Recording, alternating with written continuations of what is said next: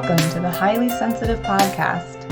I'm Lauren LaSalle, and I'm a licensed therapist, highly sensitive person, and HSP coach. This bi-weekly podcast is meant for highly sensitive people and their loved ones, as both experiences will be discussed. Thank you for joining me, and let's begin. Welcome to the Highly Sensitive Podcast. I'm Lauren LaSalle, and today I wanted to talk a little bit about some things that are important for highly sensitive people to incorporate into their lives, as well as some tools and strategies. So, first of all, it's very important for HSPs to find space for downtime, time for themselves, time to decompress. That is something that, in general, we need on a daily basis in order to not feel so overwhelmed and emotional and feel more balanced. Being able to find moments for yourself, as well as a good spot in your home, somewhere that you can have complete time to yourself in order to decompress. And that may mean scheduling a time with your family so that they know this time is for you, because it is so important to be able to get that time on a daily basis if you are able to.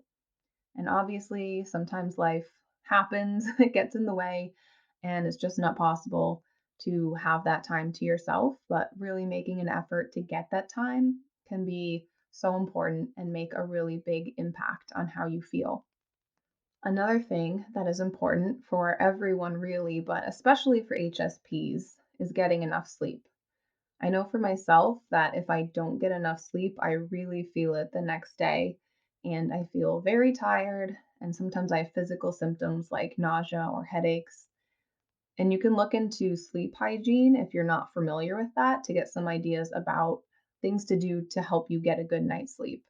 And these are things like making a bedtime routine, limiting electronics before you go to bed, making sure that you have a dark, cool room to sleep in, and if you need some sort of background noise to fall asleep, making sure you have that, things like that. Another thing that can really help HSPs is limiting the intake of negativity, such as the news or violent TV shows and movies. So I'm a person that really enjoys true crime, horror movies, all of that stuff, but I have noticed that it tends to make me feel stressed out and just not great if I watch too much of it or if I'm exposed to too much of it all at one time. So, knowing yourself and knowing what type of balance you need is important, really, for everything, but especially being aware of how much negativity you are exposed to and that you take in. So, like I said, know your triggers and plan accordingly. Pay attention to how certain things make you feel and be aware of what you need to do for yourself to feel more balanced. Something that can be helpful with regulating emotions and feeling more balanced mentally are any type of grounding tool. One that I've had a lot of positive responses to from clients is grounding with all of your senses. Doing this takes you out of that headspace where maybe you're ruminating, you're overthinking, you're feeling anxious or sad, and it puts you into the present moment. So, to do this, you focus on what do you see around you?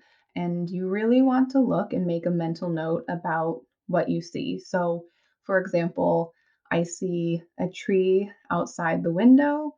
It has green leaves, it has gray bark, things like that. So, really noting what things look like, what colors you are noticing, if you can smell any smells, if you can taste anything in particular, noticing what you can physically feel with your body. So, how do your feet feel on the ground? And if you're sitting down in a chair, how does your back feel on the chair? Pay attention to what you can hear. Are there any subtle background sounds that you weren't aware of before you brought your attention to this? That's grounding with the senses. And the good thing about this exercise is that you can really do it anywhere. You can do it at home, at work. You can do it if you're out somewhere and you're feeling really overwhelmed or anxious, and people won't even know that you're doing it. Another tool that can be helpful, which sounds pretty basic, is deep breathing. And most of us tend to breathe up in our chest, not in our belly, in our diaphragm. And to take a really full, deep breath, you have to use your diaphragm. So to do this, you breathe in through your nose, and as you breathe in, your belly should push out. And if it's helpful, you can put your hands on your stomach and feel it move up and down as you breathe in and out. So as you breathe in through your nose, your belly should expand. As you breathe out slowly through your mouth, all of the air should leave your belly, so it will go down. And that's how you take a nice deep breath.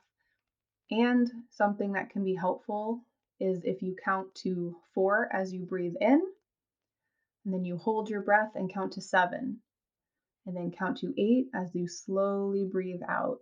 So inhale for 4, hold for 7, exhale for 8. And the part of the breath that really helps calm you down is breathing out.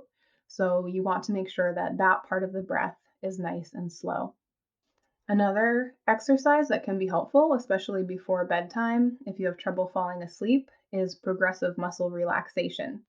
To do this, you work up or down your body, tensing and relaxing groups of muscles. So, say you want to start with your feet. You would curl your toes for a few seconds and then relax them, and then tense your calves for a few seconds and then relax. And you do this the whole length of your body, finding different muscle groups to tense and relax, and this will physically relax you. And it will also be something that can take you out of that overthinking space, like if your mind is racing before bed, because you are focusing your full attention on tensing and relaxing your muscles. Another type of grounding strategy is making a list of a category.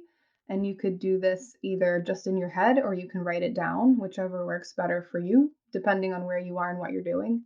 So, some examples could be thinking about different types of animals, different types of food, different types of movies, different types of plants, whatever you want to do. So, this exercise also puts you in the present, fully focused on one thing. You could also take a mindful walk, which is when you go for a walk and really focus on what's around you. So you can use grounding with all of your senses during a mindful walk and paying attention to what you feel on your body, what you hear, what you see. You can also mindfully eat something. So you can find a piece of food. Before you eat it, notice what it looks like, what it feels like, what it smells like. Chew it slowly to really notice the texture of it, the flavor of it, what it feels like inside your mouth, what it feels like when you swallow it. Is it dry? Is it juicy? Really noticing things that we tend not to pay much attention to. Something that also can help you regulate your emotions is being aware of what your vulnerability factors are. So these are things like not getting enough sleep, not eating enough, not drinking enough water. There are others depending on the person, but things like what I just mentioned could really have a negative impact on how you're feeling. For me, and I think this is common for a lot of HSPs, if I don't get enough sleep, I can really feel it the next day, and that definitely has an impact on my mood. And if I'm really hungry, and I think hangry is the word, it can really impact how I'm feeling, and I tend to get more irritable. So, being aware of these things about yourself are really important so you know how you might respond in these types of situations and you can be aware of that and try not to have it go too far, like lashing out at somebody because you are sleep deprived or you're feeling really hungry and irritable. And just making sure that you are aware of what your body needs. So if you're starting to notice that you're feeling a little hangry, recognizing that you're feeling like this because you need to get something to eat.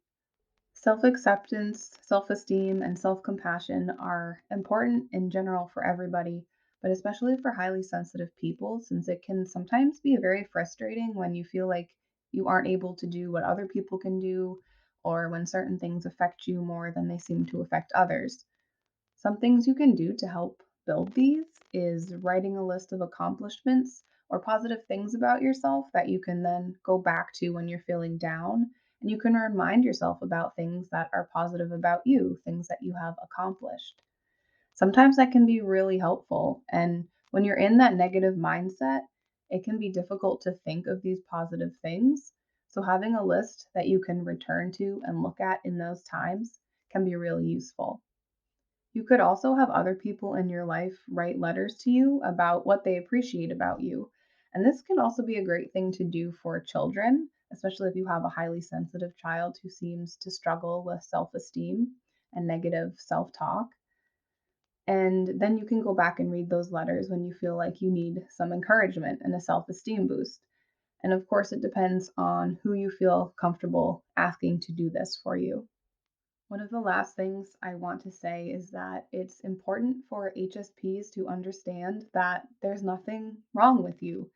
This is the way that you are, and it can be really easy to compare yourself to other people and go into that negative thought spiral.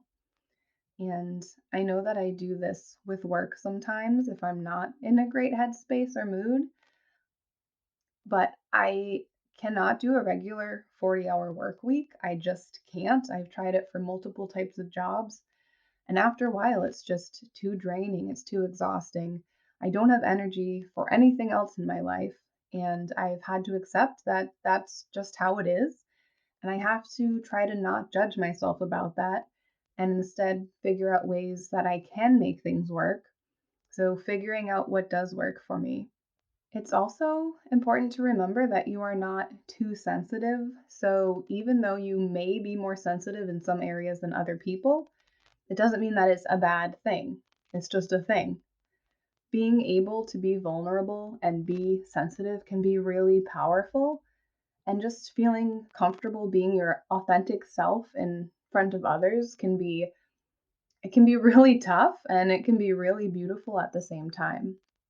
Know that the world is not set up for high sensitivity. As I was saying with my work example, you're told or made to feel that you are supposed to be working full time, and some of us can't. And there are other things that some of us have trouble dealing with, like going to really loud, crowded places or places that have bright lights. It's just too much and can feel really overwhelming. And that's okay. And the fact that it's difficult for us to cope with those things is not a reflection on who we are, and it's not a weakness. And know that you are not alone, that there are other people out there with this trait of high sensitivity. And being able to connect with other HSPs can be so validating and powerful. I know there are different groups, like on Facebook, there's some groups, or there might be different forums out there for HSPs. You can find HSPs all over social media as well. Or if you have friends who are HSPs, connecting with them can sometimes be helpful just to know that there are other people dealing with these things as well. And spending time or interacting with other HSPs can help to normalize and validate your experiences. If you would like to share any tools or strategies that work for you, or if you have any ideas for episode topics, if you have any questions for me to answer on the podcast, or if you just want to write in sharing your story for me to read on the podcast, you can email all of that to me at lauren@laurenlasallecoaching.com. You can find out more about my coaching program, as well as resources and links to my social media by visiting my website at laurenlasallecoaching.com. Thank you so much for joining me, and please share this podcast with anybody who may be interested in learning more about what it means to be a highly sensitive person. Before I sign off, I will leave you with a quote. Find out who you are and be that person. That's what your soul was put on this earth to be. Find that truth, live that truth, and everything else will come. Ellen DeGeneres.